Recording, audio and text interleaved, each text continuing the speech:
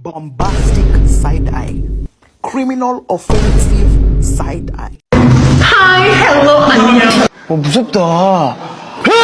하지 말라고. 시발리 새끼 엄마 어떡해 시발리 새끼 엄마 어떡해 시발리 새끼 시발리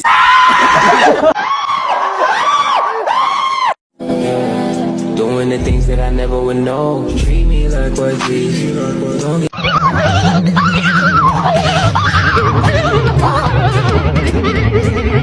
Let's go guys, I know with the player and what black I do can eat. Look at that little robot.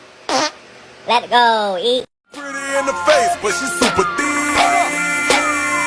I'm just thinking with my dick. My shit dumb.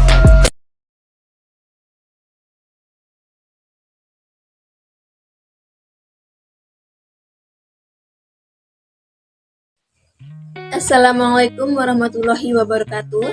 Saya Dewi Fitriani dengan nomor induk mahasiswa 1614-23018, Prodi Pendidikan Guru Pendidikan Anak Usia Dini, Fakultas Ilmu Pendidikan Universitas Negeri Gorontalo. Tujuan saya membuat video yaitu untuk memenuhi tugas dari mata kuliah Bahasa Indonesia. Materi pertama yang akan saya bawakan yaitu fungsi bahasa Indonesia sebagai bahasa nasional. 1. Sebagai identitas nasional. Bahasa Indonesia merupakan bahasa sehari-hari yang digunakan dan merupakan ciri khas bangsa Indonesia. Jadi, ketika kita berbicara dengan orang lain itu harus menggunakan bahasa Indonesia, karena bahasa Indonesia merupakan ciri khas bangsa Indonesia. Yang kedua, mempermudah komunikasi masyarakat Indonesia. Artinya, jika kita berkomunikasi dengan orang lain atau dengan orang yang sukunya berbeda, harus menggunakan bahasa Indonesia agar orang yang kita ajak bicara itu mengerti apa yang kita bicarakan.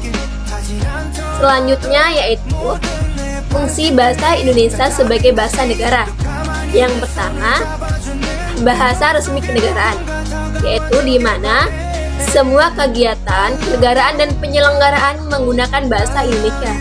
Yang kedua, bahasa pengantar pendidikan. Di Indonesia, kegiatan belajar mengajar di sekolah maupun di lingkungan perguruan tinggi menggunakan bahasa Indonesia.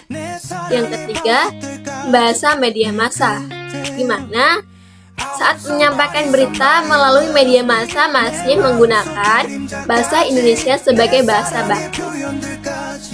Materi selanjutnya yaitu manfaat mempelajari bahasa Indonesia. Ada beberapa manfaat mempelajari bahasa Indonesia diantaranya yaitu: pertama, menumbuhkan rasa cinta tanah air. Secara tidak langsung, jika kita belajar bahasa Indonesia, kita akan menghormati para leluhur dan para pejuang bangsa Indonesia. Yang kedua, mempermudah komunikasi. Ketika kita berkomunikasi menggunakan bahasa Indonesia dengan orang lain, maka itu mempermudah kita untuk menyampaikan apa yang kita inginkan atau apa yang kita rasakan. Yang selanjutnya yaitu merangsang munculnya ide-ide baru.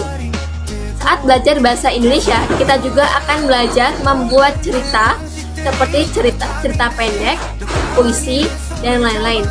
Dan itu membutuhkan ide-ide yang cemerlang. Materi ketiga yaitu ragam bahasa lisan ilmiah. Ragam bahasa lisan ilmiah merupakan ragam bahasa yang digunakan oleh pemakai bahasa dalam berkomunikasi seperti berpidato atau memberi sambutan dalam situasi perkuliahan atau ceramah. Ragam bahasa tulisan ilmiah.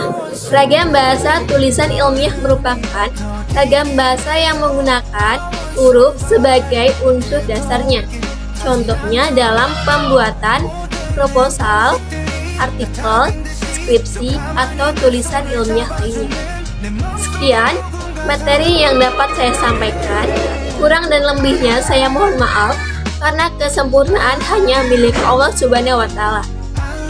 Saya akhiri dengan mengucapkan wassalamualaikum warahmatullahi wabarakatuh.